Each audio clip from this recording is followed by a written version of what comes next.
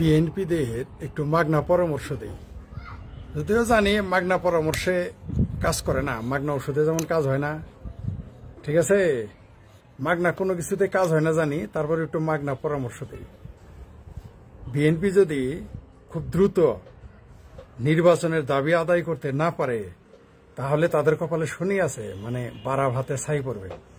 আপনাদের স্পষ্ট মনে আছে যে 1991 সালে আওয়ামী লীগেরা কিন্তু রাতের বেলা 12টা পর্যন্ত নিশ্চিত ছিল ক্ষমতায় পরের দিন সকালে আসতেছে আওয়ামী লীগ।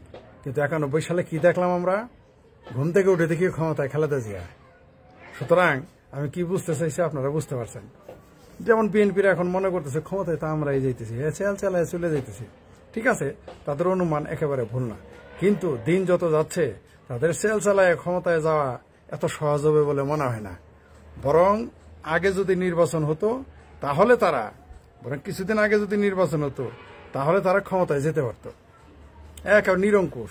এখনো যদি ইলেকশন হয় 50 থেকে 60টা সিট আওয়ামী লীগকে দিয়ে যেতে হবে, যেটা 4 মাস আগে আওয়ামী লীগের নাম নেওয়ার লোক ছিল না। আমি অবশ্য আওয়ামী লীগের সেই কট্টরদের মতো বলবো না যে না আওয়ামী লীগের ক্ষমতায় চলে আসবে, এত সহজ না, বিষয়টা এত সহজ না আমরা জানি। কিন্তু আওয়ামী লীগের বিএনপিও যত মনে করতেছে আজালায় ক্ষমতায় যাবে, পারবে না। বরং দিন যত যাচ্ছে প্রতি সপ্তাহে 2টা করে, মনে করেন যে প্রতি মাসে মনে করেন 2টা 3টা করে আসন আওয়ামী লীগের লস হচ্ছে, মিনিমাম 4টা ধরেন, প্রতি সপ্তাহে 1টা করে আসন বিএনপির হাতছাড়া হচ্ছে।